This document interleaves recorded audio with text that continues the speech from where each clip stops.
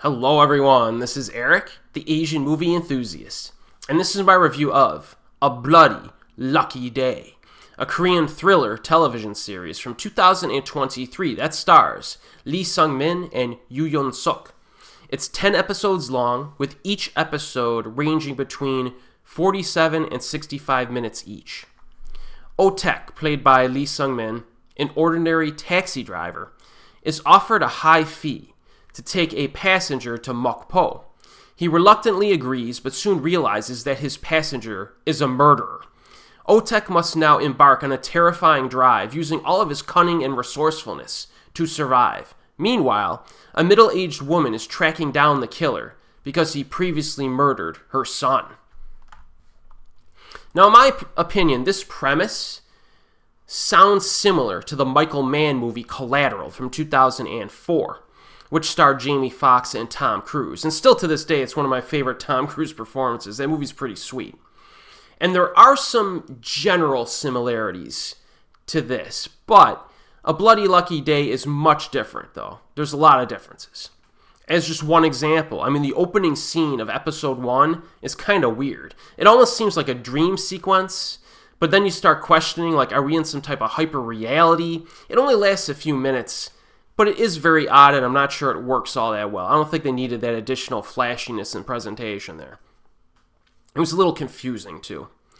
In any case, we could quickly learn that our protagonist has accumulated a lot of financial debt, all right?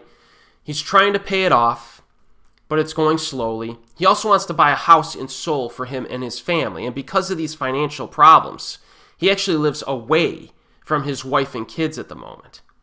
Then, he promises to pay their daughter's tuition, even though he does not have the money. So, this guy has a habit of making some bad decisions financially, okay?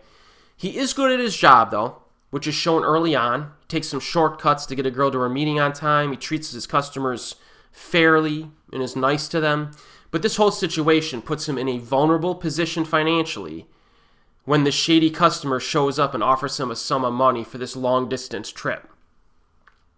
And very early on, Lee Sung-min's character seems a bit too childish and gullible.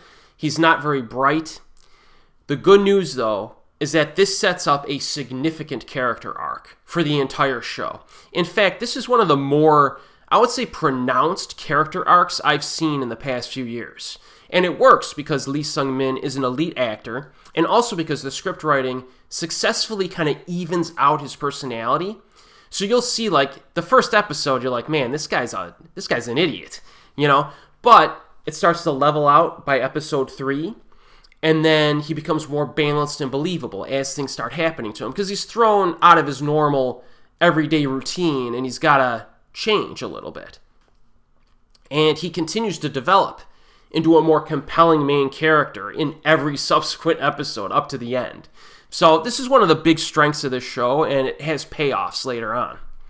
Now, Yeon-seok does a solid job as the villain in this as well. He keeps playing mind games with our protagonist, and his backstory is more interesting than you might expect. During the first few episodes, you're like, oh, this is pretty basic stuff, but this film keeps adding stuff, And this guy is very calculating. He enjoys seeing people suffer before he kills them. And by the second half of the show, you want to see him get taken down, because his dodgy past is revealed more and more and is developed, and you just see how he just goes out of his way to just destroy people, and a very compelling antagonist, in my opinion. The other thing I really liked is that the story has a lot of nuance and detail to it, especially later on, and this creates this shifting dynamic between our characters, where there are certain situations where the villain is at a disadvantage, and the good guys are coming after him. And that it shifts back and forth, which creates a really good, I guess you could say, a cat and mouse type game, especially near the end. And there are a lot of cliffhanger endings to each episode, which is cool, and a number of twists and turns to the plot. Now, there is some bloody violence in this too, which is what we want typically from a Korean thriller.